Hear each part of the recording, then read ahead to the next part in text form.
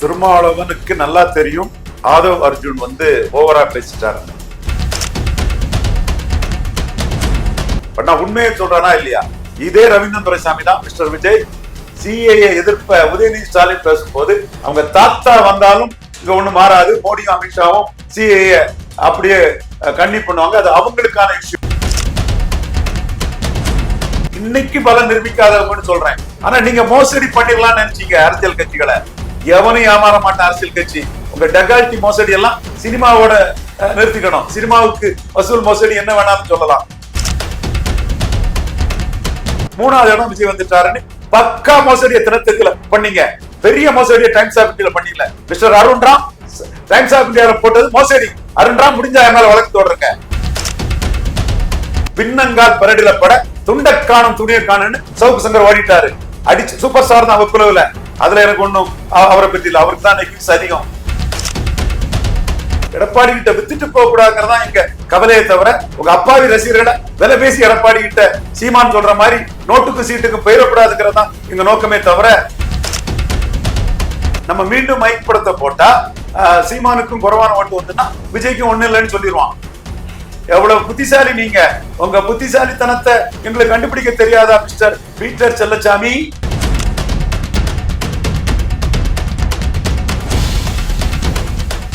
குக்கு செய்திகள் நேயர்களுக்கு அன்பு வணக்கம். இன்றைய சிறப்பு நேர்காணல் நிகழ்ச்சியில் நம்மோடு இணைந்திருக்கும் சிறப்பு விருந்தினர் மூத்த அரசியல் திறனாய்வாளர் மரியாதைக்குரிய திரு ரவீந்திரன் துரைசாமி சார் தான் இருக்காங்க. சார் வணக்கம். வணக்கம்.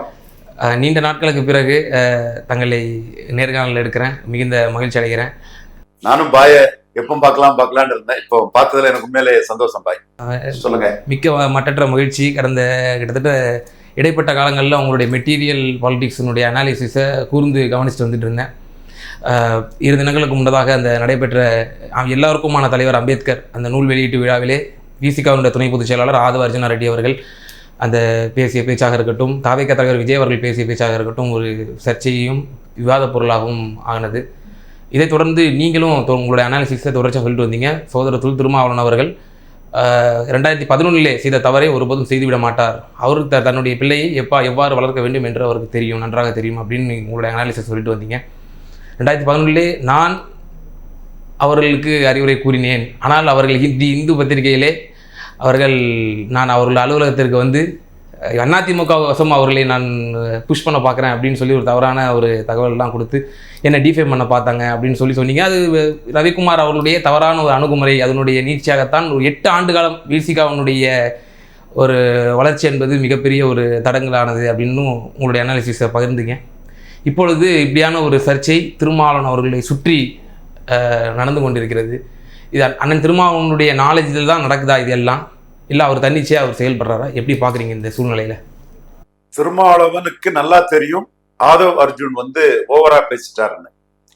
பட் ஒரு அரசியல் தலைவரா அவரு திமுக கூட்டணியில தான் இருப்பாரு, எந்த மாற்றமும் இல்லை. அது விஜய் கூட என் மேலதான் கோவப்படுறாரு. அந்த டேட்டா புலிகள், கம்ப்யூட்டர் புலியா டேட்டா புலிகள், புள்ளிவர புலிகளா ஏதோ பேசினார் இல்லையா மாநாட்டுல, என் மேலதான் கோவப்படுறாரு விஜய். அதே மாதிரி இந்த இடத்துக்குள்ளேயும் திமுக இன்டாக்டா இருக்கும்னு சொல்றது நான் தான் தொடர்ந்து சொல்லிட்டு இருக்கிறேன். அதுலயும் என் மேலதான் கோவப்படுறாரு. பட் நான் உண்மையை சொல்றேனா இல்லையா? இதே ரவீந்திரன் துரைசாமி தான் மிஸ்டர் விஜய் சிஏஏ எதிர்ப்ப உதயநிதி ஸ்டாலின் பேசும்போது அவங்க தாத்தா வந்தாலும் இங்க ஒண்ணு மாறாது, மோடியும் அமித்ஷாவும் சிஏஏ அப்படியே கண்ணி பண்ணுவாங்க, அது அவங்களுக்கான இஷ்யூ. அப்கோர்ஸ் அவங்க இஸ்லாமிய சகோதரர்கள் வாக்குக்காக அவங்க அரசியல் பண்றாங்க, நான் தவறுன்னு சொல்ல மாட்டேன். ஒவ்வொருத்தரும் ஒவ்வொருத்தரான அரசியல் பண்ணதான் செய்வாங்க. பட் உதயநிதி ஸ்டாலின் அன்னைக்கு சொல்லும் போது நான் சொன்னா இல்லையா? அதான் அன்னைக்கு நடக்குது. ஆக மிஸ்டர் விஜய் நான் சொல்றது நடக்கணும்னு நினைச்சு சொல்லக்கூடியவன். இந்த ஆனஸ்டியும் கிரெடிபிலிட்டி எனக்கு உண்டு, மற்றவங்களை மாதிரி நான் இல்ல. இதை புரிஞ்சுக்கிட்டு என்ன நீங்க பேசணும். மறைமுகமா பேசினாலும் உங்களுக்கு நான் இதை சொல்ல கடமைப்பட்டிருக்கிறேன். ஆக நாம விஜய் விஷயத்துல சொன்னது எதுவும் இதுவரை தப்பாகல. அவங்க மாநாடு கூட்டம் சம்பந்தமா நான் சொன்னதை சொல்றாங்க. கண்டிப்பா மாநாடுல நீங்க செப்டம்பர் 17ங்கிறத மாத்தி அக்டோபர் 27 மாநாடு பண்ணும்போது பணம் செலவழிச்சிருக்கீங்க. எந்த ஊர்ல உள்ள யாரு வேணும். காமேஷன் ஒரு தம்பி வந்தான், வன்மங்கிறான் அவன். எனக்கு அந்த தம்பி யாருன்னே தெரியாது. தம்பியை நான் நேசிக்கிறேன். I love that brother. But அந்த வன்மத்தோட அந்த தம்பியை பயன்படுத்தினவன் யாரோ அவனுக்கு தான் என் மேல வன்மம், அது எவனா இருந்தாலும் சரி. சோ இந்த இடத்துக்குள்ள நீங்க 27க்கு மாநாடு போடும்போது செவர்களுக்கே காசு கொடுத்தீங்க. 17ஆம் தேதி செப்டம்பர் 17 மாநாட்டுக்கு செவர் எழுதுறாம எப்படி 27 எழுதியிருப்பான். சோ நீங்க கூட்டம் காட்டிட்டீங்க, ஓகே ஃபைன், கூட்டம் நல்ல கூட்டம், அதை நான் மறுக்க வரல. ஆனா நீங்க 2026 எலெக்ஷன் அன்னைக்கு எலக்ட்ரானிக் ஓட்டிங் மிஷின்ல மக்கள் கையை அழுத்தின பிறகுதான் எத்தனை பேர் உங்களுக்கு ஓட்டு போட்டிருக்காங்கிறது அது திரும்ப ரிசல்ட்ல தான் தெரியும். அதுவரை நீங்க பலம் நிரூபிக்காதவங்க தான். உங்களை பலம் நிரூபிக்க முடியாதவங்கன்னு சொல்லல, இன்னைக்கு பலம் நிரூபிக்காதவங்கன்னு சொல்றேன். ஆனா நீங்க மோசடி பண்ணிடலாம்னு நினைச்சீங்க அரசியல் கட்சிகளை. எவனும் ஏமாற மாட்டான் அரசியல் கட்சி. உங்க டெகால்டி மோசடி எல்லாம் சினிமாவோட நிறுத்திக்கணும். சினிமாவுக்கு வசூல் மோசடி என்ன வேணாலும் சொல்லலாம், யாரும் ப்ரூவ் பண்ண முடியாது, டிஸ்ப்ரூவ் பண்ண முடியாது. அதுலயும் நான் இப்ப செக் அடிச்சுட்டேன். புக் மை ஷோ சொல்றதாயா கரெக்ட், அது எதுவும் சொல்லிட்டு போட்டு அவன் சொல்றது correct, it can be proved, அது டேட்டா. அதை தவிர அவனவன் வந்து டிராக்கர் அடிக்கிறோம்லாம் கப்சா கம்பக்கு ஃப்ராடு. புக் மை ஷோ தான் ஃபேக்ட். அப்ப அந்த புக் மை ஷோல தான் இன்னைக்கு அமரன் படத்துக்கு வந்து இந்த ஆண்டுல அதிக டிக்கெட் சேல்ஸ் ஆயிருக்கு, கம்பேரிட்டிவ் இல்லாம ஹெவியா சேல்ஸ் ஆயிருக்குங்கிறது புக் மை ஷோ சொல்லுது.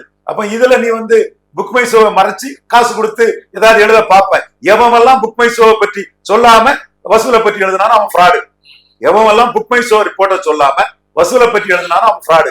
இந்த விஜயோட இந்த மாதிரி டெக்கால்டி வேலைகளை நாம உடைக்கிறோம், அதுதான் நம்ம மேல கோவப்படுறாங்க. அதாவது ஏற்கனவே நான் பலமுறை சொன்னது மாதிரி அந்த கிராமப்புற உள்ளாட்சி தேர்தல்ல 12,000 வார்டுல 200 வார்டுல நின்றுட்டு 3வது நாங்க வந்துட்டோம்னு சொன்னாங்க. அவங்க வந்து ஒன்றிய கவுன்சில் 5000 ஓட்டு உள்ள இடத்துல, சிம்பல் உள்ள இடத்துல நிக்கல, 50,000 ஓட்டு உள்ள டிஸ்ட்ரிக்ட் கவுன்சில நிக்கல. 12,000 வார்டுல 200 வார்டுல கேண்டிடேட் போட்டுட்டு அதுவும் அரசியல் சிம்பல் இல்லாததை வச்சுக்கிட்டு 3வது இடம் விஜய் வந்துட்டாருன்னு பக்கா மோசடியை தினத்துக்குல பண்ணீங்க. பெரிய மோசடியை டைம்ஸ் ஆஃப் இந்தியால பண்ணீங்க. மிஸ்டர் அருண்ராம் டைம்ஸ் ஆஃப் இந்தியால போட்டது மோசடி. அருண்ராம் முடிஞ்சா என் மேல வழக்கு தொடருங்க. மிஸ்டர் அருண்ராம் டைம்ஸ் ஆஃப் இந்தியாவில் கிராமப்புற உள்ளாட்சி தேர்தல்ல 3வது இடம் விஜய் போட்டது மோசடி. முடிஞ்சா கேஸ் போடியா. எவ்வளவு மோசடி வேலையை பண்ணி கொடுத்தீங்க, தந்திக்கும் சொல்றேன் மோசடி. சவுக்கு சங்கர் சொன்னாரு, ஓடிட்டாரு சவுக்கு சங்கர். எலக்டோரல் பாலிடிக்ஸ் அவருக்கு தன் கட்சியை அறிமுகப்படுத்துவதற்கு முன்னதாக பண்ண மோசடித்தனம். அதான் இந்தியா டுடே மணி அவர்கள் கூட இந்த கருத்தை அவர் முன்மொழிந்தார்.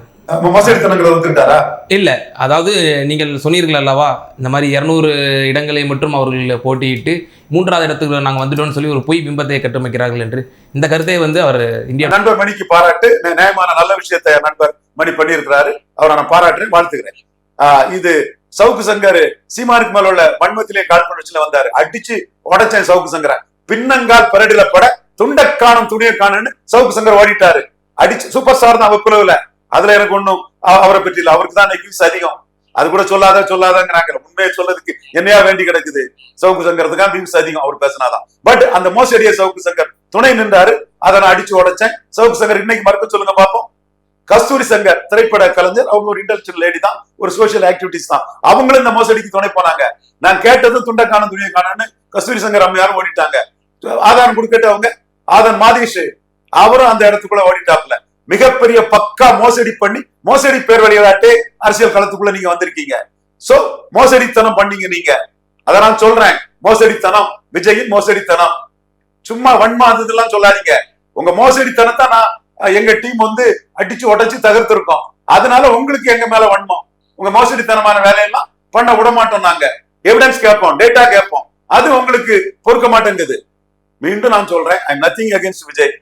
234 தொகுதியிலும் ஆனஸ்டா கேண்டிடேட் போட்டுட்டு விஜயகாந்துக்கு ஜாதி கட்சியோட கூட்டணி இல்லைன்னு தில்லான்னு நின்னாரு. மதுரை வீரண்டா மங்கம்மா பேரண்டான்னு நின்னாரு. அவர் வந்து சுத்த வீரன். அவரு விருத்தாச்சல போய் நின்னாரு. அந்த மாதிரி நீங்களும் 234 தொகுதியில கேண்டிடேட் போடுங்க. கமலஹாசன் 39க்கு நடக்காத வெள்ளூர் தவிர மற்ற ஒரு 37-38 கேண்டிடேட் போட்டாரு. அவரை மாதிரி கேண்டிடேட் போடுங்க. சீமான் 234 போட்டாதான் ஹோப் வரும்னு 30 தொகுதியில டெல்டால மட்டும் போட்டா ஹோப் வராதுன்னு ஒரு ஹோப்பை கொடுக்கறதுக்காக இன்னும் வரை அவரு ஒரு நம்பிக்கை நட்சத்திரமாக தொடர்ந்து தனிச்சு நிற்கிறாரு. நீங்க முதல் தடவை நிற்கும் போது 234 கேண்டிடேட் போடுங்க. சீமானுக்கு ஒரு வாக்கு வந்த மாதிரி, கமலஹாசனுக்கு வாக்கு வந்த மாதிரி, விஜயகாந்துக்கு வாக்கு வந்த மாதிரி உங்களுக்கும் வாக்கு வரும், கண்டிப்பா வரும். அதனால நீங்க பல நிரூபிக்க முடியாதவர்னு சொல்லல, இப்ப நிரூபிக்காதவர்னு சொல்றோம். இந்த அடிப்படை அறிவு கூட தெரியாம சில அரசியல் விமர்சகர்களை பயன்படுத்தி நீங்க செயல்படுறீங்க. அவங்களையும் சேர்த்து நீங்க எடப்பாடி கிட்ட வித்துட்டு போயிடக்கூடாது. அவங்களையும் சேர்த்து எடப்பாடி கிட்ட வித்துட்டு போக கூடாதுங்கிறதா எங்க கவலையை தவிர உங்க அப்பாவி ரசிகர்களை விலை பேசி எடப்பாடி கிட்ட சீமான் சொல்ற மாதிரி நோட்டுக்கு சீட்டுக்கு போயிடக்கூடாதுங்கிறதா எங்க நோக்கமே தவிர நீங்க தனிச்சு போட்டிடுறது அண்ணாமலை சொல்ற மாதிரி ஆப்ஷன் கிடைக்கும், மக்களுக்கு கூடுதலா ஒரு ஆப்ஷன் கிடைக்கும். ஐயா விஜய் அவர்களே, நீங்கள் தனித்து 234 போட்டால் வாழ்த்துகிறேன், வரவேற்கிறேன், வருக விஜய் அவர்களேன்னு அண்ணாமலை சொல்ற மாதிரி மக்களுக்கு கூடுதல் ஆப்ஷன் கிடைக்கும். ஆனா உங்க மேல எனக்கு சந்தேகம் இருக்கு. நோட்டுக்கு சீட்டுக்கு நீங்க விலை போயிருவீங்க எடப்பாடி கிட்டன்னு சீமான் சொல்ற சந்தேகத்தை உங்க மேல வைக்கணும். சீமானுக்கு அந்த தகுதி இருக்கு. அவர் தொடர்ந்து தனிச்சு இருக்கிறாரு, சுத்த வீரரா தனிச்சு இருக்கிறாரு. நீங்க கூட்டணின்னு என் கூட வாங்கி கூப்பிடுறது யாரும் என் கூட வரல, கடைவிரித்தேன் கொள்வார் இல்லைன்னு நீங்க எடப்பாடி கூட போறதுக்கு போடக்கூடிய ஒரு திட்டமா சந்தேகப்படுற விஜய் அவர்களே, உங்க ரசிகர்கள் உங்களுடைய அரசியல் ஆதரவு விமர்சகர்கள் எல்லாத்தையும் வித்துட்டு போயிடக்கூடாதுங்கிறதான் என்னோட நோக்கம். அதைத்தான் நான் உங்கள்கிட்ட அலர்ட் பண்றேன், மக்கள்கிட்ட அலர்ட் பண்றேன். அதனாலதான் நீங்க கிராமப்புற உள்ளாட்சியில பண்ண மோசடியை இப்பவும் தோல்விச்சு காட்டுறேன். அதே போல அவர் உடன் இருக்கக்கூடிய ஸ்ட்ராட்டஜிஸ்க்கு எல்லாம் வந்து தவறான ஒரு அணுகுமுறையை அவர்களுக்கு வழங்குகிறார்கள். குறிப்பாக விக்கிரவாண்டி இடைத்தேர்தலில் அந்த வாய்ப்பை அவர்கள் மிஸ் பண்ணியிருக்கக்கூடாது. அதற்கு நீங்கள் பிகேவோட நீங்கள் ஒப்பிட்டு உங்களுடைய அனாலிசிஸை சொல்லியிருந்தீங்க. பீகாரில் அவர் கடந்த அந்த 4 சட்டமன்றத்தினுடைய இடைத்தேர்தலில் அவர் போட்டிட்டு இருந்தார். அதுபோல் விஜய் அவர்கள் இங்கே வட தமிழகத்தினுடைய அரசியல் களத்தை அறியாமல் நான் போலீஸ் ஸ்டேஷனுக்கு பயந்து அவர் வந்து அந்த இடத்துல வந்து அவர் கேண்டிடேட் நிப்பாட்டாமல் போயிட்டாரு அப்படின்ற ஒரு விஷயத்தையும் சொல்லியிருந்தீங்க. அது ஒரு பின்னடைவு தருமா? கண்டிப்பா பின்னடைவு தான். அலைக்கு பயந்தவன் என்னைக்கு கடல்ல பிடிச்சுக்கிடுவான். அது சீமான் சுத்த வீரன். அவன் சீமான் நிக்கிறாரு. சீமான் என் தம்பிங்கிறனால இன்விங்கி வருது. ஒரு பெரிய கட்சி தலைவர், நாம் தமிழர் சீமாங்கிற கட்சி தலைவர் அந்த இடத்துக்குள்ள நிக்கிறாரு. அவர் நிக்கிறாருன்னா அந்த போலரைசேஷனை கண்டு அவர் அச்சப்படல. டாக்டர் ஐயா வந்து 10.5 உடனே கொடுக்கிறாரு. 10.5 உடனே கொடுக்கிறாரு. அதுல வந்து நான் மாறுபட்ட கருத்து சொல்றேன். சீமானோட அந்த கருத்தும் வன்னியருக்கு நான் எதிரா இல்ல. வன்னியருக்கு கொடுக்கணுங்கிறதுல என்னை விட யாரும் நியாயத்தை எல்லா ஜாதிக்கும் பண்ணுங்கிறதுல இருக்க மாட்டாங்க, எல்லா ஜாதிக்கும். அப்போ சீமான் வந்து அதுல என்ன சொல்றாரு, ஜாதிவாரி கணக்கெடுத்து நடத்தி அளந்து கொடு, நீ அள்ளி கொடுக்காத, அளந்து கொடு, எண்ணி கொடு. ஜாதிவாரி கணக்கெடுத்து நடத்தி வன்னியர்கள் வந்து 1931 சென்சஸ் படி 17% இருந்தா 14% கொடு. என்ன எண்ணிக்கை இருக்குதோ அந்த எண்ணிக்கைக்கு தக்கன நீ அதை கொடுன்னு டாக்டர் ராமதாஸுக்கு உடனே கொடுங்கிற டாக்டர் ராமதாஸுக்கு கருத்துக்கு துணிச்சலான்னு மறுப்பை கொடுக்கிறாரு சீமான். வரையதானடா அடிக்க சொன்னேன், ஒன்னையாடா அடிக்க சொன்னேன்னு கேட்கக்கூடிய துணிச்சல் சீமானுக்கு இருக்கு, களத்துல இருக்கிறாரு. இன்னும் சீமான் வந்து பறையர்களுக்காக சப் கேட்டகரைசேஷன்ல எடப்பாடி பழனிசாமி தேவேந்திர குல வேளாளர்களுக்கும் பறையர்களுக்கும் துரோகம் பண்ணிட்டாரு, ரெட்டலையை வச்சு இந்த சமூகங்களுக்கு துரோகம் பண்றாரு, ஜெயலலிதா முடிவுல இருந்து மாறிட்டாருன்னு 5% இடஒதுக்கீடு உயர்த்தி கொடுக்கணும்னு அந்த களத்துக்குள்ள சீமான் வந்து தெளிவா வடதமிழக களத்துக்குள்ள நிற்க போறாரு. இந்த 10.5 மேட்டர்லையும் அவர் வந்து தன்னோட தெளிவான நிலைப்பாட சொல்லி நின்னாரு. அவர் வந்து 6% வாக்கு தான் எடுத்தாரு. ஆனா களத்துக்குள்ள துணிச்சலா நின்னாரு. இந்த ராமதாசுக்கு 10.5ங்கிற இந்த ஆயுதத்துக்கு பயந்து எடப்பாடி ஒதுங்கிட்டாரு. விஜயும் பின்னங்கால் பரடிப்பட ஓடிட்டாரு. எம்ஜிஆர் திண்டுக்கல்ல நின்னாரு, 55% வாக்கு எடுத்தாரு. தொட்டிய நாயக்கர்கள் ஆதரவுல அண்ணன் வைகோ 25% வாக்கு எடுத்தாரு. பெருந்துறையில தினகரன் சென்ட்ரிக் எலெக்ஷன்ல 50% வாக்கு எடுத்தாரு தினகரன். நீங்க பாப்புலாரிட்டி இருக்குங்கிறீங்க, விக்கிரவாண்டியில மாநாடுக்கு கூட்டுறீங்க, நீங்க பெரிய இதுங்கிறீங்க, ஏன் நீங்க களத்தை விட்டு ஓடுறீங்க? சீமானுக்குள்ள திருச்சல் உங்களுக்கு ஏன் இல்ல? அதான் சீமான் கேட்கிறாரு. எந்த தேர்தல் களம்லாம் நான் நிற்பேன், எப்படினாலும் 234 நிற்பேன்னு. அப்ப சீமான் நாணயமானவராக, மக்களை நம்பக்கூடியவராக, மக்களை நம்பி மக்களுக்காக மக்களில் இருந்து ஒருவராக மக்கள் நலன் சார்ந்து நிற்கிறாரு. நீங்க அந்த மாதிரி நிற்கக்கூடிய தன்மை உங்கள்கிட்ட இல்ல. நீங்க களத்தை விட்டே போயிட்டீங்க.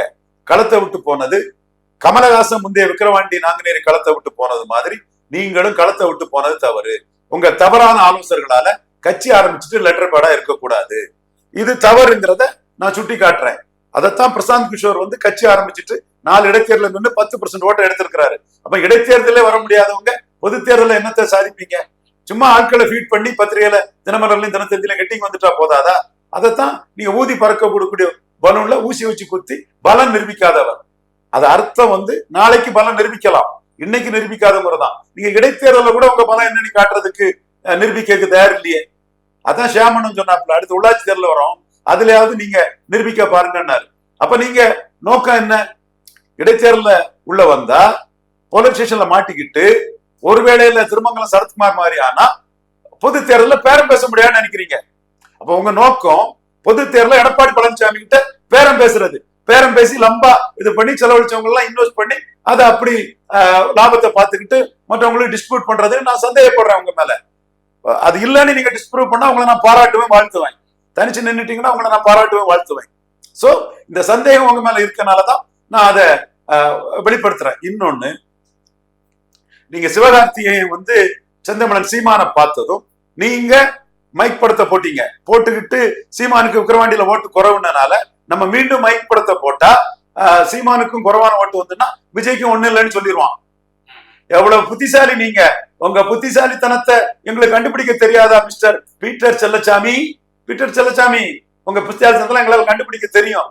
அப்போ நீங்க பைக் படத்தை போட்டாலும் விக்கிரவாண்டியில சீமானுக்கு ஓட்டு வராதுங்கிறத புரிஞ்சுக்கிட்டு யாருக்கும் ஆதரவு இல்லைன்னு சொல்றீங்க.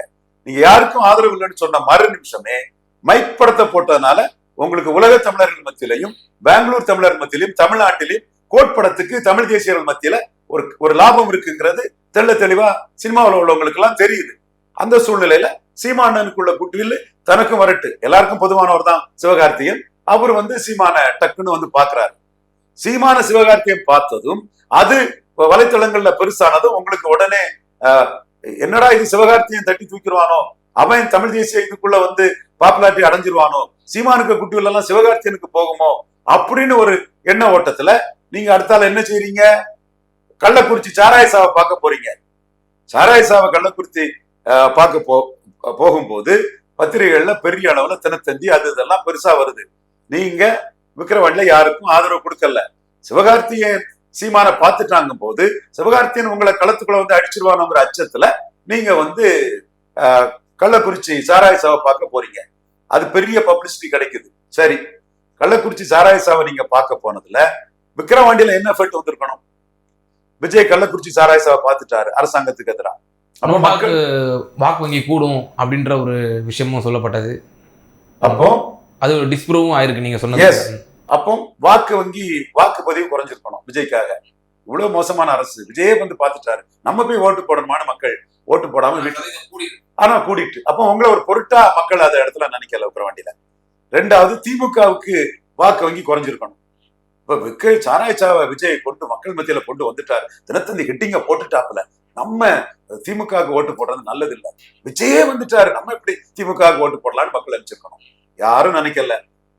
கமலஹாசனும் கனிமொழியும் பிரச்சாரம் பண்ணாம உதயநிதியை பிரச்சாரம் பண்ணி முன்ன விட அதிக ஓட்டு திமுக உதயசூரியன் பெற்றுட்டு, விடுதலை சிறுத்தைகள் பாலியல் எடுத்ததோட 20% ஓட்டு மேல பெற்றுட்டு, சீமானே மனசு தெளிவா விஷயத்த புரிஞ்சுக்கிட்டு எடப்பாடியை நம்பி யாருமே ஜெயிக்க முடியாது, ரெட்டேல ஓட்டு 20% மேல உதயசூரியனுக்கு போயிட்டு எடப்பாடி கண்ட்ரோல்ல அந்த ஓட்டு இல்லைன்னு அவரே முடிவுக்கு வரக்கூடிய அளவுக்கு போயிட்டு, டாப் ஆஃப் தி ஆல் நோட்டாவுக்கு ஓட்டு கூடணும். இன்னைக்கு செய்தி தொடர்பாளர்கள் அது இதுன்னு வந்து பேசுறாங்க இல்லையா, என்ன வன்மணி பேசுறாங்க இல்லையா, இந்த வன்மணி பேசுறதுக்கு தான் இவ்வளவு அடியை திருப்பி அடிக்கிறேன் நான்.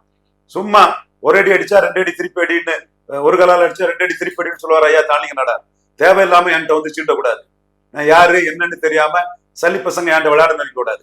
கண்ணியமா நாணயமா பேசினா கண்ணியமா நாணயமா அது போகும். சல்லி பசங்க வந்து என்ன தூண்டி விட்டு அங்க பண்றது இங்க பண்ற வேலையெல்லாம் நடக்காது. நடந்தா நான் ஆதாரத்தோடு சொல்லுவேன், செய்வேன், கிழிச்சு எறிவேன். அதுக்கு பதில் சொல்ல முடியாம நீங்க தான் அசிங்கப்படுவீங்க. அப்போ என்ன போட்டீங்க?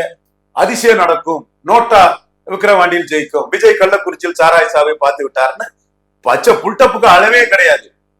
அப்போ உங்களுக்கு 1 கோடி மெம்பர் சேர்ந்ததான் நீங்க பீலா பண்றீங்க. ஆனா 1 கோடி மெம்பர் உங்களுக்கு சேர்ந்திருந்தா விக்கிரவாண்டியில 20,000 உறுப்பினர்களாவது இருக்கணுமா வேண்டாமா?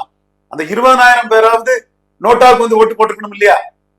அப்ப நோட்டாவுக்கு ஓட்டு கூட்டிருக்கணும் இல்லையா? அப்ப எந்த லாஜிக்குமே இல்ல உங்களுக்கு செல்வாக்கு இருக்குன்னு சொல்லதுக்கு. போலிங் அதிகமா இருக்கு.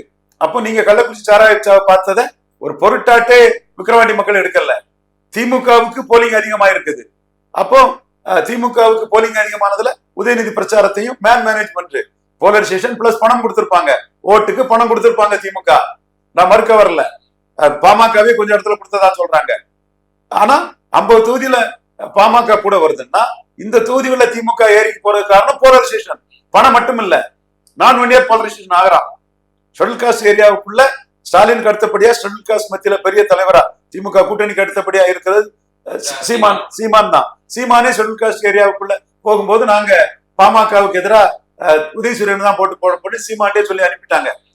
அப்போ விஜய்க்கு வந்து அந்த போலரைசேஷன் பொலிட்டிக்ஸ்ல எந்த தாக்கமும் இல்லை. இதுதான் விக்கிரவாண்டி நிலைமை. இதை யாரும் மறுத்து பேச முடியுமா? அப்ப ஏன் வன்மணியா பேசுற? ஆனா இது உணராமல் விஜய் அவர்கள் தன்னுடைய காய்கள் நகர்த்தி கொண்டிருக்கிறார் அப்படிங்கிறது தான் இதுல வந்து வெட்ட வெளிச்சமா தெரியுதுன்னு சொல்லி நீங்க ஒவ்வொரு இதுலயும் சொல்லிட்டு வரீங்க. ஓகே, நன்றி, வணக்கம் சார்.